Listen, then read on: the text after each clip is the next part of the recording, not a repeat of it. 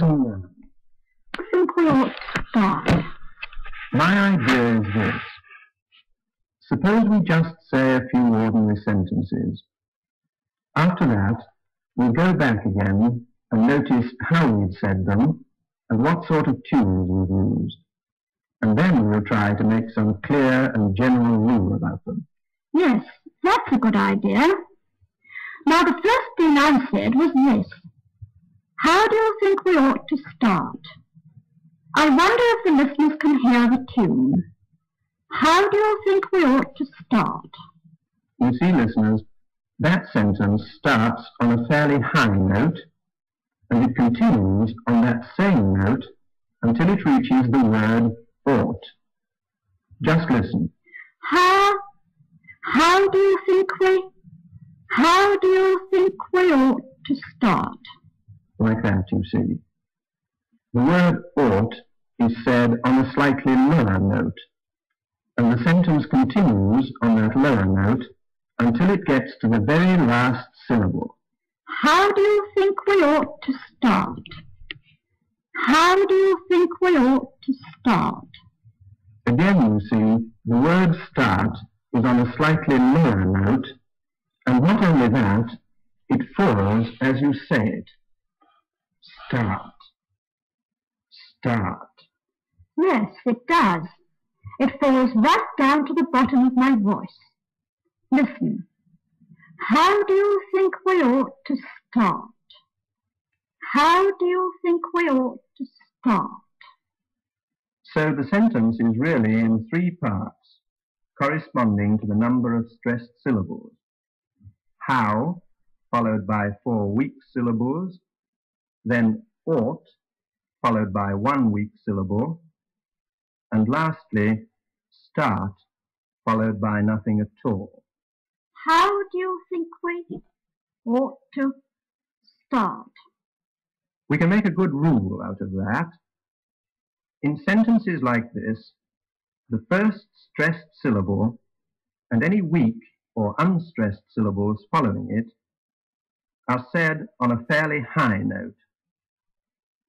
The second stressed syllable and any more weak syllables after that are said on a slightly lower note, and the same with the third and the fourth, and so on until you come to the last stressed syllable of all, which not only begins on a lower note than the previous one, but also falls right down until it can scarcely be heard at all.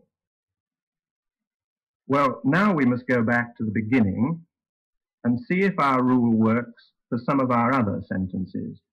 You said, I remember, my idea is this. My idea is this. That's exactly the same, isn't it? Yes.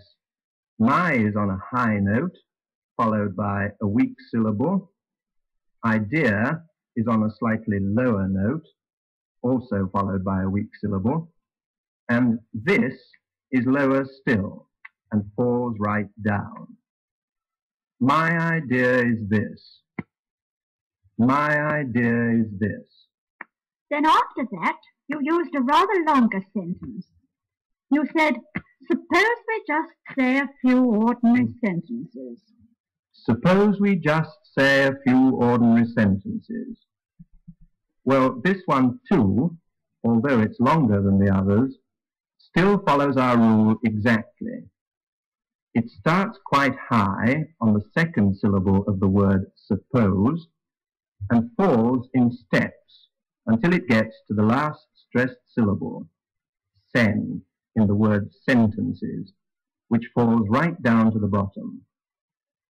Suppose we just say a few ordinary sentences. But in this sentence, there was a weak syllable right at the beginning, the first syllable of the word suppose. And I noticed you said it on a rather lower note than the rest of the word, like this. Suppose, suppose. That's right, and we can add that to our rule. Any weak syllables before the first stressed syllable are said on a fairly low note.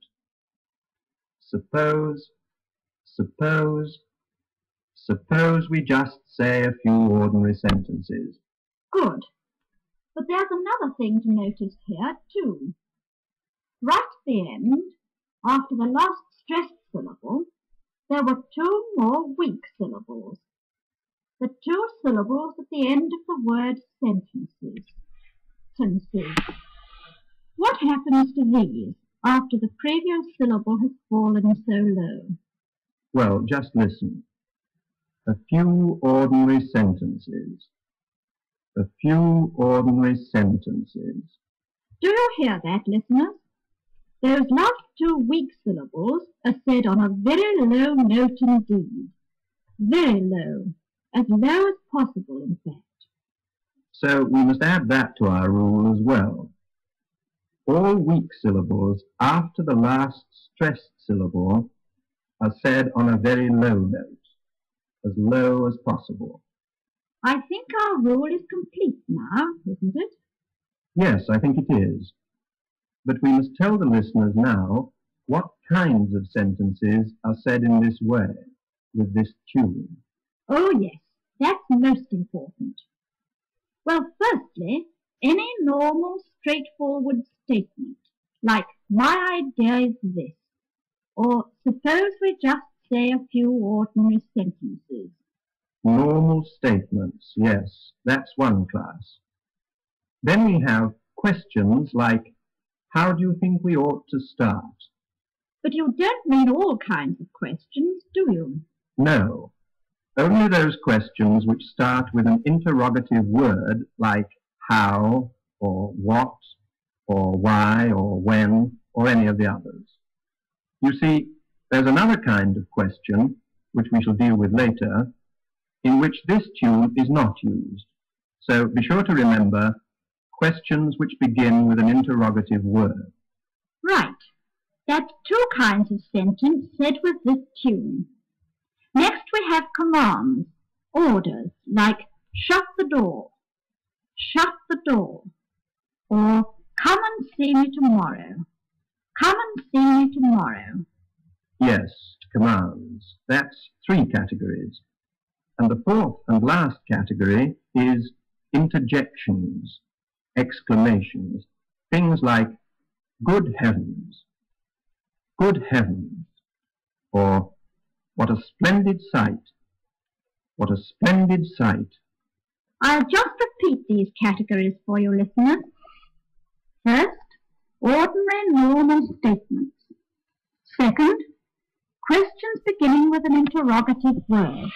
What, why, how, when, and so on. Third, commands and orders. And fourth and last, interjections or exclamations. All these types of sentences are said with the tune we've been discussing. High on the first stressed syllable and falling in steps to the last stressed syllable, which dives deep down. We'll call it the glide down, because that's what it does. It glides gradually down. The glide down.